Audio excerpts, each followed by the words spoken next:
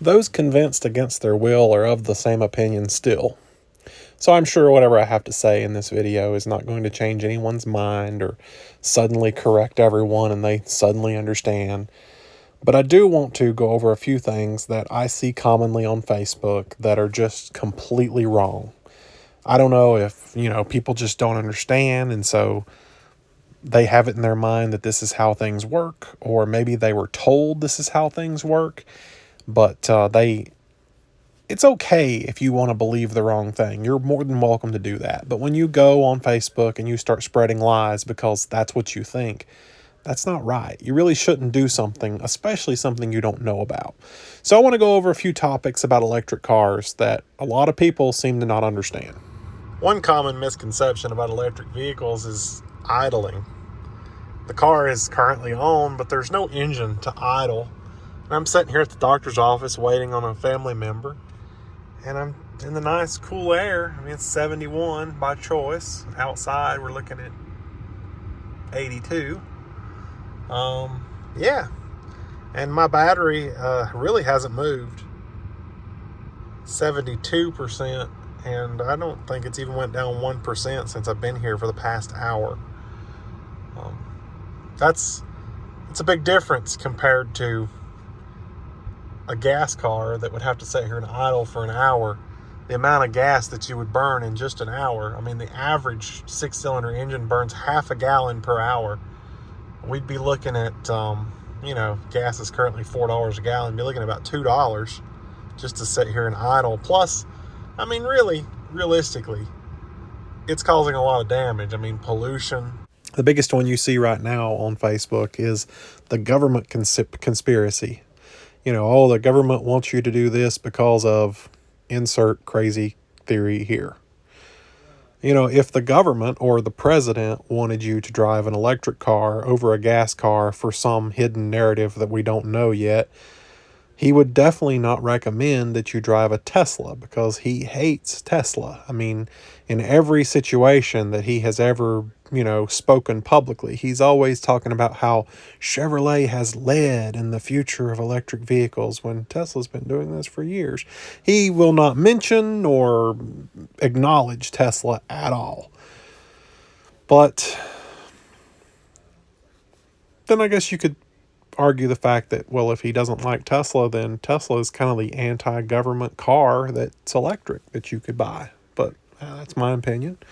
One of the big ones, though, right now is it's all control. They want you to buy an electric car because they can turn it off at any time. Well, don't you think they can turn off other cars at any time? I mean, I don't know what control the government has over cars, but yes, I'm sure electric cars could be disabled remotely because they are smart. But, I mean, bring me any vehicle made in the past 5 years and I can guarantee you that it's also smart. Doesn't matter if it's gas or electric or hydrogen or whatever.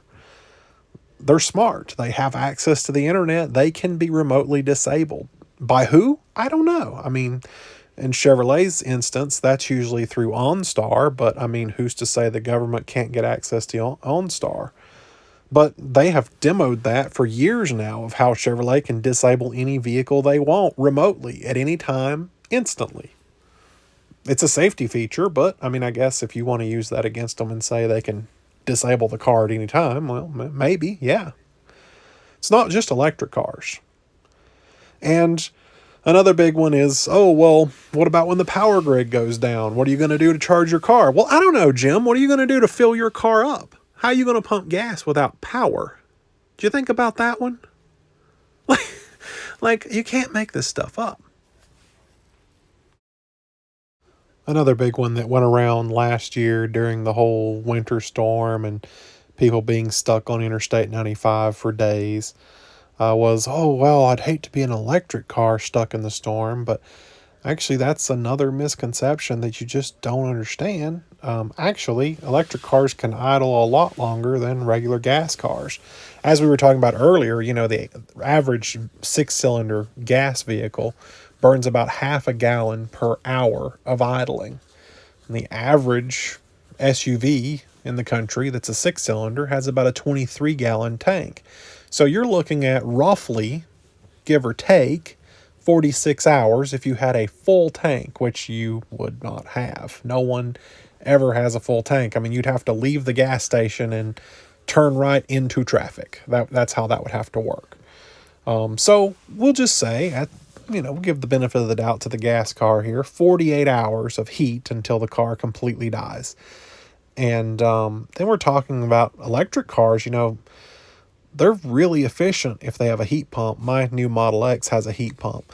And we did the test just to see how long, the car could run. And it breaks down to about 72 hours before the car completely dies from full to empty. Now, again, probably not going to be completely full, but I'll give you the benefit of the doubt of having a full tank, so I'm going to give it to the Tesla as well. 72 hours. Now, a lot of people like to argue, well, I could turn my gas car off for a few hours and then turn it back on to build the heat back up. Yeah, okay, I could also do that with my electric car. I mean, it doesn't drain just because it's sitting there. Yeah, if I'm watching TV or something, I've got something running, it's going to drain some, but you can turn the car completely off and, not drain the battery if that's what you want to do. Don't really know why you'd want to do that, but okay. And then we have the charging experts who will post a picture of a fast charger like this and say, oh, well, it takes 8 hours to charge, and this charger charges 70 cents a minute, and that would be over $80 just to charge. I'm just throwing numbers. I don't actually know what the numbers are. But funny enough, that also is completely incorrect. Now, these chargers that you're looking at here typically run somewhere between 50 and 300, depending on who you're working with, kilowatt. And yeah, 50 can be slow, 300's pretty fast, but usually the price is reflected of how slow it actually is. Now, does it take 8 hours to charge your car on this? No, absolutely not. Not ever. 8 hours is your home estimate, which I can throw something here now to show your charging differences.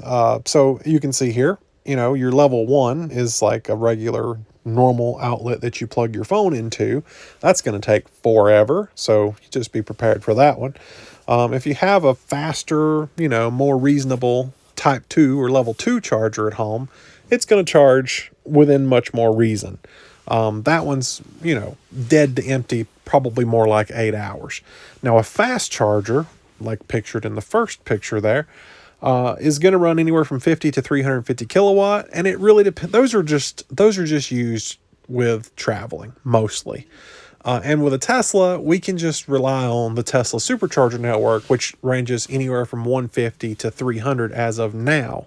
Well, 250 as of now.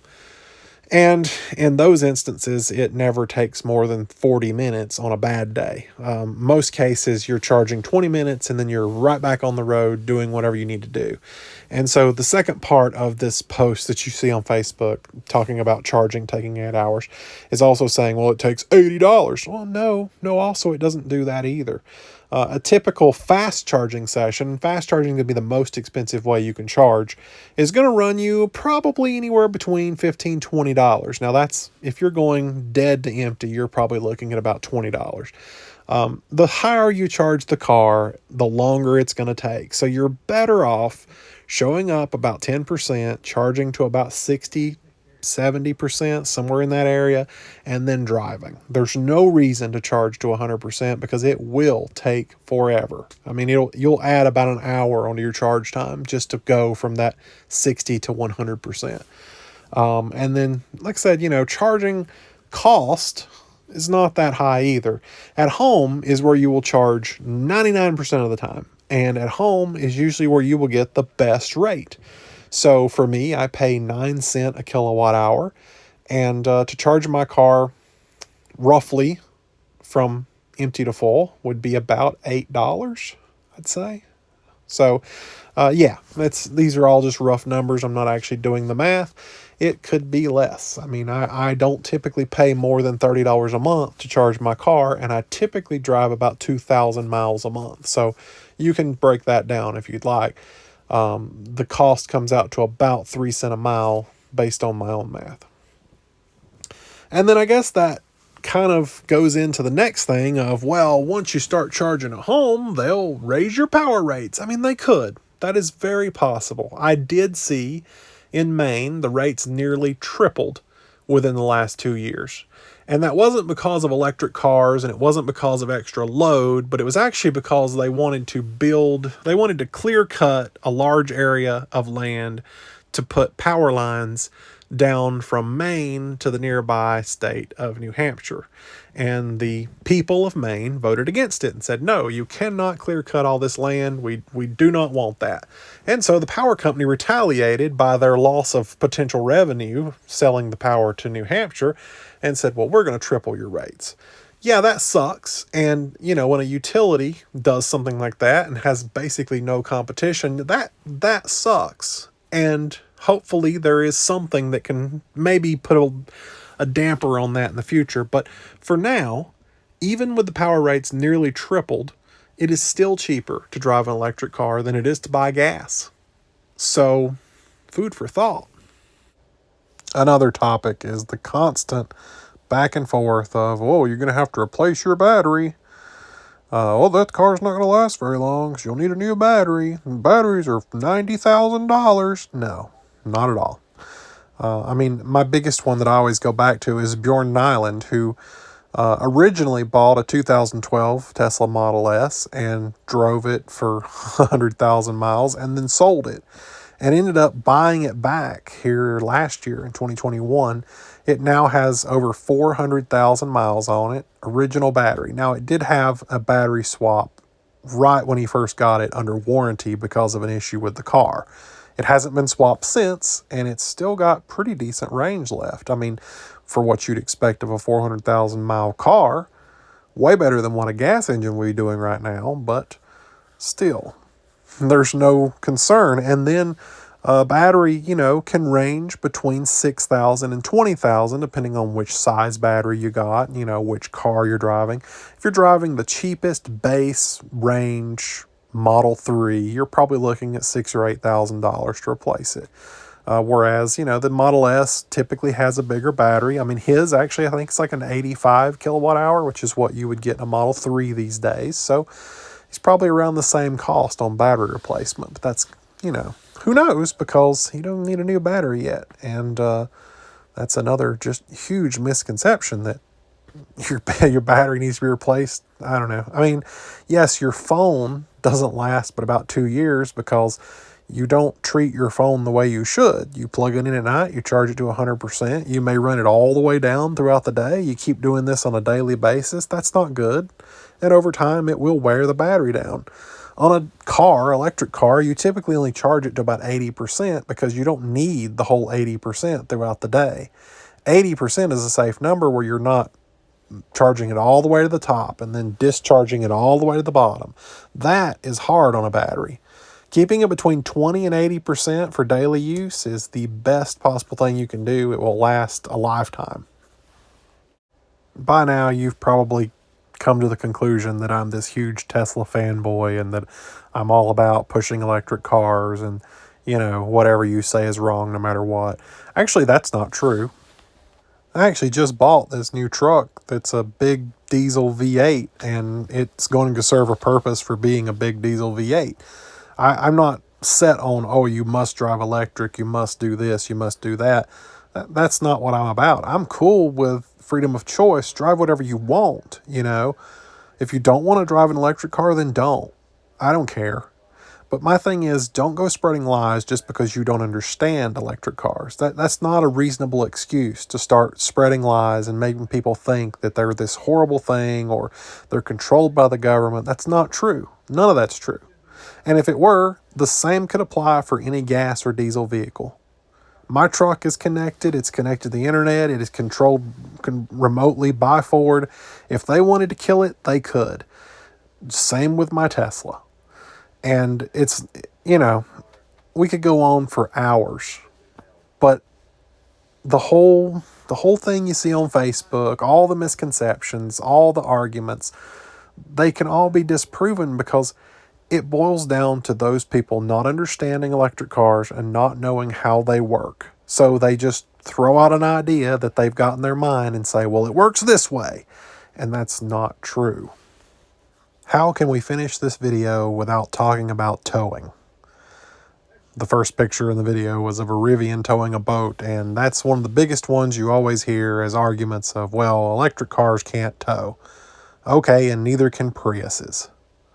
I mean, really, they're not designed for that. And yeah, they're making electric trucks and it's the new thing, whatever. But if you're towing, you need to go buy a diesel truck just like I've got. I mean, I'm not going to go buy a fifth wheel and expect to put it behind a Rivian. It would never be able to do it, even if I wanted it to, but then the range would probably suck really bad. If you have the purpose of towing, you need to get a vehicle that has the purpose of towing. Electric vehicles are great for daily commuting, paying almost nothing to operate them, no oil changes, keeping your costs low while being able to drive a nice luxury vehicle. They're not for work. They're not for towing, at least not yet. Maybe one day they'll get there, but not right now. If your intention is that you need to tow something, you need to think about that, and you need to get a vehicle that is reasonable for towing. In my case, I want to buy a fifth wheel, so I went and bought a big dually truck so that I could have, the most stable possible tow on a fifth wheel. And that's the plan. I would never buy an electric vehicle, even if they made one that had a fifth wheel on it, which they don't currently, to tow. It just wouldn't work. It would be too inconvenient.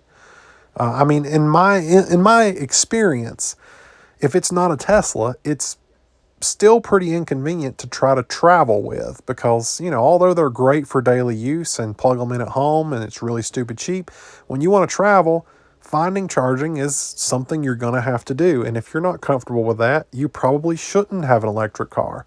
A lot of people like myself find it fun. It's a new experience and, you get to look for chargers and plan out your route and do all that. That's if you enjoy that, that's great. That's what you need to do. If you're scared of that, you don't think that you would enjoy it, maybe you don't need an electric car. But if you're in a position where you can have an electric car for daily use and a gas car for travel, that's best case scenario. In my opinion, electric cars are the number one for driving daily. And if you're commuting to work or whatever, it's going to be way cheaper to do it with an electric car. And a lot of people always say, well, I can't spend $60,000 on an electric car. I would rather go spend $20,000 on a gas car. All right, where are you getting your gas cars for $20,000 though? Because I don't know if you noticed, prices have gone out the roof.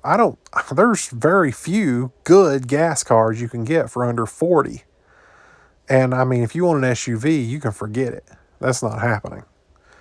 So, when an electric car's in the 50 to 60 range, it's not that far off from a new gas car. Now, if you're not affording a new car, then this is not even your conversation. You can't afford a new car. Okay, cool. You definitely can't afford an electric car. So go buy a used car. That's you. But don't come arguing saying, well, I can't afford it, so it must not be good. That's not right. No. My hope with making this was really just to address some of the most common things I see on Facebook and try to just put the fact out there that most of what you hear isn't true. And, there are a lot of way out there people who are conspiracy theory this and government that. It's whatever. Yeah, it is strange that the government is trying to push electric cars. Especially for someone like myself who doesn't believe that climate change is an actual concern. It's a little weird that they're going that extra step to push it. They did the same thing with the schmaxine and nobody wanted it because of that. So, or at least I didn't. So, I get it. I understand it's a little weird and you have your reasons for doubts, but at the same time, step back for just a second. Look at the facts. Electric cars really aren't that bad, and half the things you read online aren't true at all. The thing is, I get it. If you have a legitimate concern that you're just not sure about, and it could be easily answered by someone who understands the situation, that's one thing. But if you're intentionally going out, spreading lies, stuff that is just nowhere near true, with the whole stranded on I-95 thing, you're just doing it with malicious intent. You have no intention of ever purchasing an electric car. You never considered purchasing an electric car. You just want to spread the lies to try to disprove it. You don't want the future. The biggest thing that I always run into is like those people who say, oh, well, fuel injection will never take over the carburetor. And now there's not a single car made today with a carburetor. And another one is, well, the automatic transmission will never take over the manual transmission. But again, there's maybe 1% of cars made today with a manual transmission, and it has to be an option. Nothing is standard manual. So I understand change is scary and people are afraid of change, but it's inevitable. Things will change. As technology advances and we move further into the future, things are going to change. And you either embrace it and learn about it and be on the top front of it, or you get to the back of the line and you start trying to spread lies. But either way, change is coming, whether you like it or not.